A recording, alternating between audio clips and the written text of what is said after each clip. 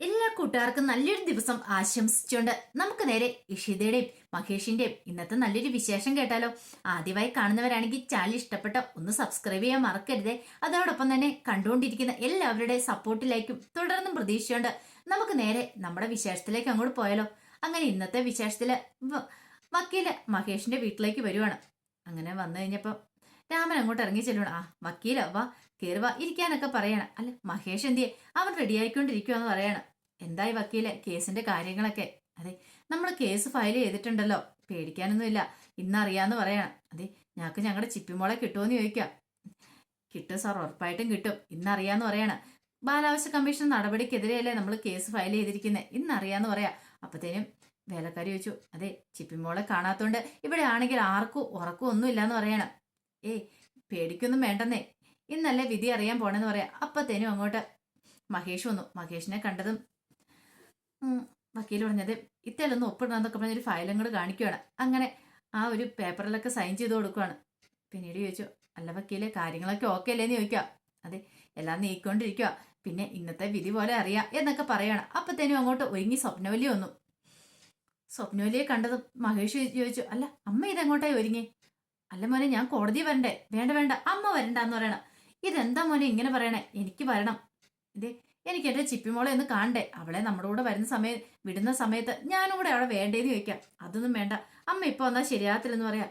ഒരു പക്ഷെങ്കില് രചന വരുന്ന കൂടത്തില് ചിലപ്പോ ചിപ്പിമോൾ ഉണ്ടെങ്കിലോ, അല്ലെങ്കിൽ രചനയിലെ കണ്ടു കഴിയുമ്പോൾ തന്നെ അമ്മയ്ക്ക് വല്ലാത്തൊരു ബുദ്ധിമുട്ട് അനുഭവപ്പെടും.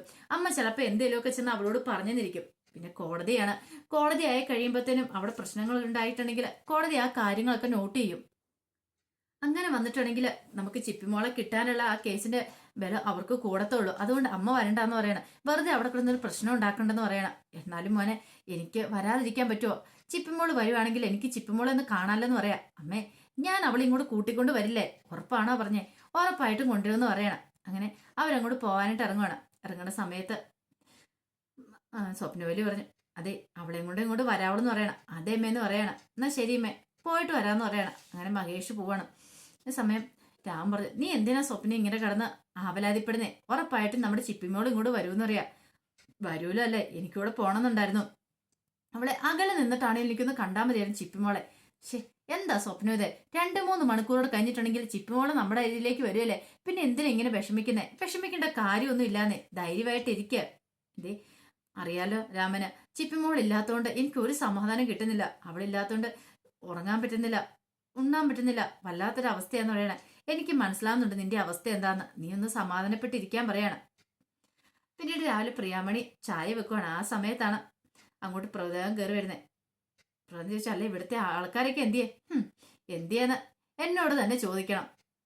ഇവിടെ 2 പെണ്ണുങ്ങളൊന്നും പറഞ്ഞിട്ട് കാര്യമില്ല, ഒറ്റ ഒരെണ്ണം എഴുന്നേക്കില്ല എന്ന് പറയണം. അല്ല, 2 പേരും എഴുന്നേറ്റില്ലേ? 2 പേരും എഴുന്നേറ്റില്ല. അല്ല സുചിത്രയോ? അവളുടെ ജോലി ചെയ്യുമായിരിക്കും. എന്ത് ഉറക്കം അല്ലാതെ വേറെന്താ ജോലി അവൾക്ക് ഇരിക്കണേന്ന് ചോദിക്കുക.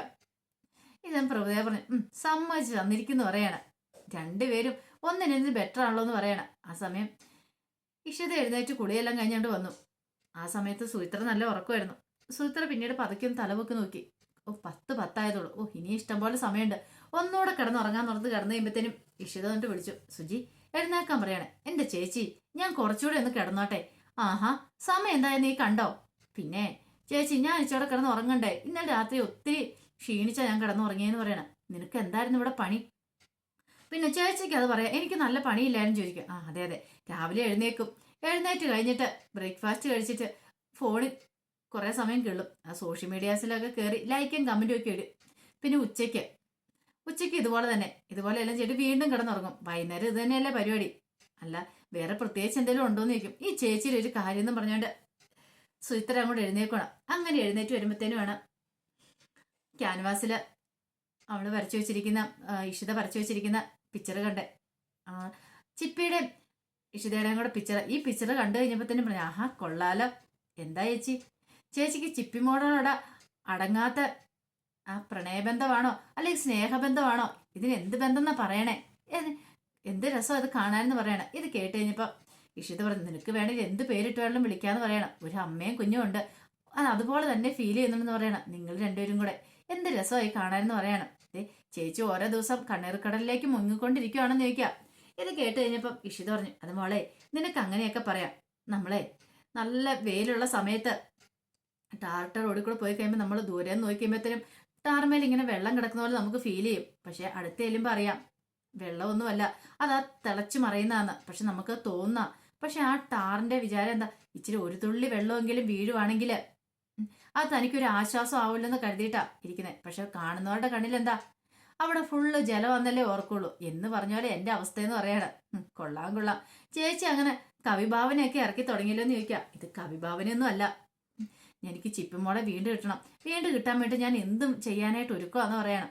ഇത് കേട്ടുകഴിഞ്ഞപ്പോൾ സുചിത്ര പറഞ്ഞു, അല്ല കിട്ടുമോന്ന് ചോദിക്കണം. കിട്ടും, ഉറപ്പായിട്ടും കിട്ടും. അന്ന് ഒരു കാര്യം ചെയ്യാം, ചേച്ചി ആ ഡോക്ടറല്ല ആ മഹേഷിനെ അങ്ങോട്ട് വിവാഹം കഴിക്കാൻ പറയണം. ആഹാ, അപ്പൊ നീ എന്നെ തീയിലേക്ക് തള്ളിയിടാൻ തന്നെ തീരുമാനിച്ചല്ലേന്ന് ചോദിക്കുകയാണ്. അല്ല ചേച്ചി, ഞാൻ അങ്ങനെ ഉദ്ദേശിച്ച് പറഞ്ഞല്ല. വേണ്ട വേണ്ട, നീ കൂടുതലൊന്നും പറയണ്ടെന്ന് പറയണം. ആ സമയം പ്രഭുദേവയുടെ പ്രിയാമണി ചോദിച്ചു, അല്ല മാഷെ ഇവിടെ നടക്കുന്ന കാര്യങ്ങൾ വല്ലതും അറിയുന്നുണ്ടോ എന്ന് ചോദിക്കണം. എന്ത്, ഒന്നും അറിയത്തില്ലല്ലേ? പിന്നെ അറിയത്തില്ലേന്നോ? പിന്നെ ഞാൻ പത്രം തുറന്ന് നോക്കിയതുള്ളൂ. സാമ്പത്തിക പ്രതിസന്ധി ഉണ്ടാകുന്ന സമയത്ത് ഇതേ മന്ത്രിമാർക്കും മുഖ്യമന്ത്രിക്കും എല്ലാവർക്കും അതേ ബോണസും ഇതൊക്കെ വർദ്ധിപ്പിച്ചിരിക്കുന്നത് അതല്ലേ എന്ന് ചോദിക്കണം. കുന്തം ഒന്നും മിണ്ടായിരിക്കുന്നുണ്ടോ? ഞാൻ പറഞ്ഞ ആ കാര്യമൊന്നും അല്ലാന്ന് പറഞ്ഞു. പിന്നെ അതെ ഇഷിതയുടെ കാര്യമാണ്, അവളെ ഇങ്ങനെ വെറുതെ ഇരുത്തിയിട്ട് കാര്യമുണ്ടോ നിൽക്കും. ആഹാ, അവള് വെറുതെ ഇരിക്കുമല്ലോ, അവള് ജോലിക്ക് പോലെ നിൽക്കും. അതല്ല മാഷേ, അവളുടെ വല്ല കല്യാണം മുടങ്ങിപ്പോയി. ഇപ്പൊ തന്നെ കണ്ടില്ലേ, ചിപ്പി എന്നൊരു ജ്വരം മാത്രം അവളുടെ മനസ്സിലുള്ളൂ. എപ്പോഴും ചിപ്പി മോളെ കുറിച്ചുള്ള ചിന്തകൾ മാത്രം. അതെ, അവളെ ഒന്നും മാറ്റിയെടുക്കണ്ടേന്ന് നിൽക്കും. ആണോ?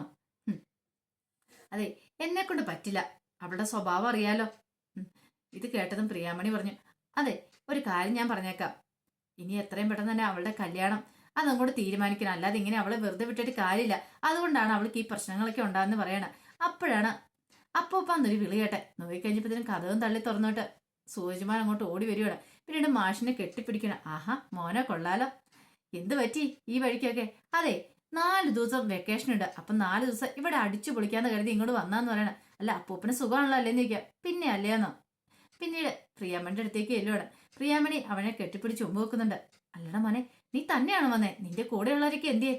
അതെ, അമ്മയുടെ പമ്മി നിൽക്കുന്നുണ്ട്, ഒരു സർപ്രൈസ് തരാൻ വേണ്ടി. ആഹാ, അന്ന് ഇന്ന് അവളുടെ സർപ്രൈസ് പൊളിച്ചടുക്കിട്ടോ ഉള്ളല്ലോ എന്ന് പറഞ്ഞുകൊണ്ട് പ്രിയാമണി അങ്ങോട്ട് ചെല്ലുവാണ്. പ്രിയാടെ ചെല്ലുമ്പോൾ ഇഷിത ഇങ്ങനെ മറിഞ്ഞു നിൽക്കുന്നുണ്ടായിരുന്നു. ഇഷിതയുടെ ചെവിയെ ഇഷിതയിൽ ആഷിതയുടെ ചെവിയെ പിടിച്ചങ്ങോട്ട് കയറ്റിക്കൊണ്ട് വരുവാണ്. നീ സർപ്രൈസ് തരാൻ വന്ന് നിൽക്കുവായിരുന്നു അല്ലേന്ന് ചോദിക്കുവാണ്. അത് പിന്നെ അമ്മ, അല്ല എന്ത് പറ്റി? അത് പിന്നെ ഇവന്റെ ഓരോ കുസൃതരങ്ങളല്ലേ, അതുകൊണ്ടാന്ന് പറയാണ്. അല്ല ഇവനെ കൊണ്ട് പിന്നെ പെട്ടെന്ന് ഇങ്ങോട്ട് വരാൻ കാരണം? അത് പിന്നെന്ന് പറഞ്ഞിട്ടുണ്ടെങ്കിലേ ഇവന്റെ സ്വഭാവം അറിയാലോ. 4 ദിവസം വെക്കേഷൻ ഉണ്ട്. അപ്പൊ ഇവൻ പറഞ്ഞു ഇവന്റെ അപ്പൂപ്പന്റെ അടുത്ത് പോണമെന്ന്. പിന്നെ ഇവന്റെ അച്ഛമ്മേനെ അങ്ങോട്ട് സോപ്പിട്ടു. അങ്ങനെ ഇങ്ങോട്ട് വന്ന, അല്ലാതെ ഞാൻ ചോദിച്ചിട്ടുണ്ടെങ്കിൽ ഇങ്ങോട്ട് വിടുമെന്ന് അമ്മയ്ക്ക് തോന്നുന്നുണ്ടോ എന്ന് ചോദിക്കാം. അത് ശരിയാന്ന് പറയണം. അല്ല ഇഷു എന്തേന്ന് ചോദിക്കാം. അകത്തുണ്ടെന്ന് പറയണം. പിന്നീട് ഇഷിതേനെ കാണാനായിട്ട് അകത്തേക്ക് ആഷിതയും കൂടി ചെല്ലുവാണ്. അങ്ങനെ ചെന്ന് കഴിഞ്ഞപ്പോഴത്തേനും മുടിയൊക്കെ തോർത്തിക്കൊണ്ട് ഇഷിത അവിടെ നിൽക്കുന്നുണ്ടായിരുന്നു. ആഷിതനെ കണ്ട ആഹാ ചേച്ചി എന്ന് പറഞ്ഞ് ഓടി വന്ന് കെട്ടിപ്പിടിക്കണം. അപ്പൊ സുഹിത്രയും കൂടെ വന്നു. കൊള്ളാലോ, രണ്ടുപേരും ഈ സമയത്ത് മുറിയിലല്ലേന്ന് ചോദിക്കുകയാണ്. ഇത് കേട്ടപ്പം ആഷിത പറഞ്ഞു, അല്ല ഇത് കേട്ടപ്പോ ഇഷിത പറഞ്ഞു, അതെ ഞാൻ വെറുതെ ഇരിക്കുമെന്നല്ലായിരുന്നു, എനിക്ക് കുറച്ച് പണിയുണ്ടായിരുന്നു, രാത്രി താമസ കിടന്നെന്ന് പറയണ. സുഹിത്ര പറഞ്ഞു, കൊള്ളാം, നല്ല കഥയായിപ്പോയി. പണി എന്താന്ന് നോക്ക്, ദേ ആ ക്യാൻവാസിലേക്ക് നോക്ക്, അതായിരുന്നു പണി. നമ്മളോർക്കും വലിയ തീസ് എന്തൊക്കെ എഴുതിക്കൊണ്ടിരിക്കുമായിരിക്കുന്നു, അതൊന്നും അല്ലാന്ന് പറയണം. പിന്നീട് ഇഷിത ചോദിച്ചു, അല്ല ചേച്ചിയുടെ അമ്മായിമ്മ സമ്മതിച്ചോ ഇങ്ങോട്ട് വിടാനായിട്ട്? സാധാരണ ഇങ്ങനെ വരാൻ വഴിയുള്ളതല്ലോ, ഇങ്ങോട്ട് വിടേണ്ട കാര്യമില്ലോ, സാധാരണ വിടുന്നതല്ലോ എന്ന് പറയണം. എന്റെ അമ്മായിമ്മേനെ കയ്യിലെടുക്കാനൊക്കെ എന്റെ മോന് പറ്റൂന്ന് പറയണം. അവനെ ഒരു നമ്പരൊക്കെ ഇറക്കി, അങ്ങനെ എനിക്ക് ഇങ്ങോട്ട് വരാൻ സാധിച്ചെന്ന് പറയണം. ഇത് കേട്ടതും ഇഷിത പറഞ്ഞു, ആഹാ അത്ഭുതമായിരിക്കുന്നല്ലോ എന്ന് പറയണം. അപ്പൊ ഒരു ദിവസം ചേച്ചി പീഡനത്തിൽ നിന്ന് രക്ഷപ്പെട്ടല്ലേന്ന് ചോദിക്കണം. എവിടെ, ആര് രക്ഷപ്പെട്ടെന്ന്? വന്നിട്ടുണ്ടെന്ന് പറയണം. ആര്? അതെ എന്റെ അമ്മായിമ്മ ഇങ്ങോട്ട് വന്നിട്ടുണ്ടെന്ന്. ഓഹോ, അപ്പൊ പീഡന ഇവിടെ തരൂല്ലേ? പീഡന എനിക്കായിരിക്കില്ല, ഇനി ഇപ്പൊ നിനക്കായിരിക്കും എന്ന് പറയണേ. ഇപ്പൊ തന്നെ ആ മാസ് സെന്ററിൽ കാണുമെന്ന് പറയണം. അപ്പോഴേക്കുമാണ് മനസ്സിന് അകത്തേക്ക് കയറിയിരുന്നത്. ഈ സമയത്ത് പ്രഭുദേവ സൂരജിനോട് ചോദിച്ചോണ്ടിരിക്കുക, അല്ലട മോനെ നിന്റെ പഠിത്തമൊക്കെ എങ്ങനെ പോകുന്നു? അതൊക്കെ അങ്ങനെ അങ്ങോട്ട് പോവാ മാഷപ്പൂപ്പാന്ന് പറയണം. നന്നായിട്ട് പഠിക്കണം കേട്ടോ. പ്രിയാമണി പറഞ്ഞു, എന്തേലും സംശയം ഉണ്ടെങ്കിൽ മാഷപ്പൂപ്പനോട് ചോദിച്ചാൽ മതി എന്ന് പറയണം. അല്ല നിന്റെ മുത്തശ്ശി എന്തിയേ? മുത്തശ്ശിയോ? മുത്തശ്ശി താഴെയുണ്ട്, ഒരു പരിചയക്കാട് സംസാരിച്ചോണ്ടിരിക്കുവേ. ഇങ്ങോട്ട് വന്നിട്ടുണ്ടോ? പിന്നെ ഇങ്ങോട്ട് വരാതിരിക്കുമോ എന്ന് ചോദിക്കുകയാണ്. ഇത് കേട്ടോണ മനസ്സിനെ അങ്ങോട്ട് വരുന്നത്. എന്താ പ്രിയാമണി, എനിക്ക് ഇങ്ങോട്ട് വന്നു കൂടുന്നുണ്ടോ എന്ന് ചോദിക്കാം. അങ്ങനെയൊന്നുമില്ല, വരാലോ എന്ന് പറയണ. എനിക്ക് വരാതിരിക്കാൻ പറ്റില്ലല്ലോ, അതുകൊണ്ട് ഞാൻ ഇങ്ങോട്ട് വന്നാന്ന് പറയണ. പിന്നെ ആകെപ്പാടെ അവിടെയൊക്കെ ഒന്ന് നോക്കിയിട്ട് ചോദിച്ചു, അല്ല ഇവിടെയുള്ള ആൾക്കാരൊക്കെ എന്തിയെ? അത് ഇഷിത മുറിയിലുണ്ടെന്ന് പറയണ. ശരി, ഞാൻ ഒന്ന് കണ്ടിട്ട് വട്ടെ എന്ന് പറഞ്ഞ് അങ്ങോട്ട് കയറി പോകണം. പ്രിയാമ്മണിക്കാണെങ്കിൽ എന്ത് ചെയ്യണമെന്ന് അറിയത്തില്ല. വല്ലാത്തൊരു ബുദ്ധിമുട്ടായിപ്പോയി. കാരണം ഇവരങ്ങോട്ട് ചെന്നിട്ടുണ്ടെങ്കിൽ എന്തേലും ചൊറിയുന്ന വർത്താനേ പറയത്തുള്ളൂ. അങ്ങനെ അകത്തേക്ക് കയറി വരുവാണ്. അകത്തേക്ക് കയറി വന്നപ്പോൾ അവർ സംസാരിച്ചുകൊണ്ടിരിക്കുന്നുണ്ട്. പെട്ടെന്ന് അവിടെയൊക്കെ നോക്കി കഴിയുമ്പോൾ ക്യാൻവാസേല് ചിപ്പിമോളുടെ ഇഷിതയുടെ ആ ഒരു പിക്ചർ കണ്ടു. ഇത് കണ്ടു കഴിഞ്ഞപ്പോഴത്തേനും തന്നെ ആഹാ, കൊള്ളാലോ, നല്ല പിക്ചറാണല്ലോ. കഴുത കാമം കരഞ്ഞു തീർക്കുമെന്ന് പറഞ്ഞ പോലെ കുഞ്ഞുണ്ടാകത്തിന്റെ വിഷമം നീ വരച്ചു തീർക്കുവാണോന്ന് ചോദിക്കും. ഇഷിത പറഞ്ഞു, അതെ, അങ്ങനെ ചിലർക്ക് അങ്ങനെയൊക്കെ തോന്നും. കാരണം അവരുടെ മനസ്സിന്റെ വൈകല്യം ഉള്ളവർക്ക് അങ്ങനെയൊക്കെ തോന്നുന്നു പറയണം. ആണോ? അങ്ങനെയാണ്, നീ ഒരു കാര്യം ചെയ്യാം, ഒന്ന് പ്രസവിച്ച് കാണിക്കടേന്ന് പറയണം. വൈകല്യം ഇല്ലാത്തവളാണെങ്കിൽ ഇഷിതയ്ക്ക് അങ്ങ് ദേഷ്യം വന്നു. ഇഷിത പറഞ്ഞു, ഞാനുണ്ടല്ലോ എന്ന് പറയുമ്പോൾ ചെല്ലുവാണ്. പെട്ടെന്ന് സുചിത്ര കയ്യിലേക്ക് അങ്ങോട്ട് കയറി പിടിച്ചു. ആഷിതയും തടഞ്ഞു, വേണ്ടാന്നുള്ള രീതിക്ക്. അതെ, ഒരു കാര്യം ഞാൻ പറഞ്ഞേക്കാം, വെറുതെ ചൊറിയുന്ന വർത്താനം പറയണ നിങ്ങൾ രാവിലെ ഇങ്ങോട്ട് വന്നേന്ന് ചോദിക്കുക. അതെ, നീ എന്റെ മോന്റെ ജീവിതം തല്ലി തകർക്കാൻ ശ്രമിച്ചാലേ, അതുകൊണ്ട് എനിക്ക് നിന്നോട് 2 വാക്ക് പറയാതിരിക്കാൻ പറ്റത്തില്ല. അത് മാത്രല്ല, നീ കാരണം എന്റെ മോന്റെ ജീവിതം തകർന്നു പോകണ്ടായിരുന്നു. കൃത്യസമയത്ത് തന്നെ കാര്യങ്ങളൊക്കെ അറിഞ്ഞുകൊണ്ട് രക്ഷപ്പെട്ടെ, അല്ലെങ്കിൽ നിന്റെ ചതിയില് എന്റെ മോൻ വീണു പോയെന്ന് പറയണം. ഇത് കേട്ടപ്പോ ഇഷിത പറഞ്ഞു, ഞാൻ ആരും ഒന്നിലേക്കും വലിച്ചടിച്ചിട്ടില്ല, നിങ്ങളുടെ മോനാന്ന് പറയാ, നീ കൂടുതലൊന്നും സംസാരിക്കണമെന്ന് പറയണ. പെട്ടെന്ന് ആഷിത എന്ന് മനസ്സിനോട്, എന്താ അമ്മ ഇത്? അമ്മ ഇങ്ങോട്ട് വരാനും പറഞ്ഞോണ്ട് അങ്ങോട്ട് വിളിച്ചോണ്ട് വരുവാ ഹാളിലേക്ക്. അപ്പോൾ ഹാളില് ബാക്കി എല്ലാവരും കൂടെ നിൽക്കുന്നുണ്ടായിരുന്നു. ഈ സമയത്ത് ആഷിത പറഞ്ഞു, അല്ല എന്താ കൊച്ചുമോനും മുത്തശ്ശനും കൂടെ ഭയങ്കര സംസാരമുള്ളൂന്ന് പറയണം. മനസ്സിനിക്കതും കൂടെ ഇഷ്ടപ്പെട്ടില്ല.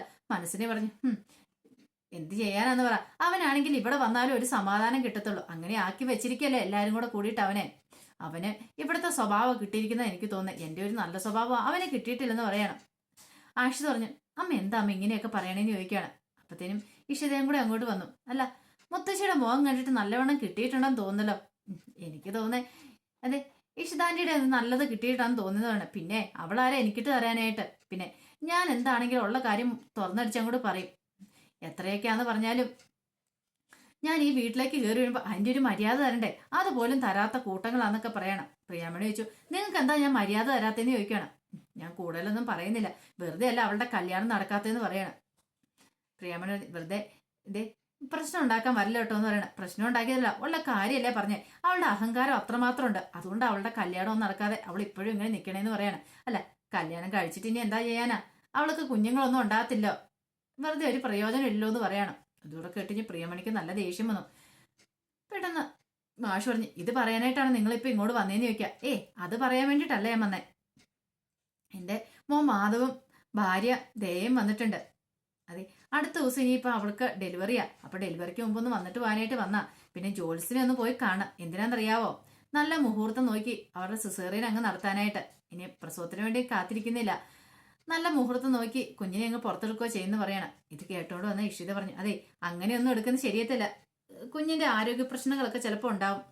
കുഞ്ഞ് ഡെലിവറി ആവുന്ന ഏറ്റവും നല്ലതെന്ന് പറയണം. ഇത് കേട്ട് കഴിഞ്ഞപ്പോഴത്തേനും മനസ്സിലേക്ക് അങ്ങോട്ട് ഇഷ്ടപ്പെട്ടില്ല. ഓഹോ, നീ വല്ല ഗൈനക്കോളജിസ്റ്റ് ആയിരിക്കും അല്ലേ? പ്രസവിക്കാത്ത നീ എങ്ങനെയാണ് ഇതിനെക്കുറിച്ചൊക്കെ പറയുന്നത്? മിണ്ടാതിരുന്നോണം എന്നൊക്കെ പറയണം. ഇതോടെ കേട്ട് കഴിഞ്ഞപ്പോഴത്തേനും ഇഷിതയ്ക്ക് നല്ല ദേഷ്യം വന്നു.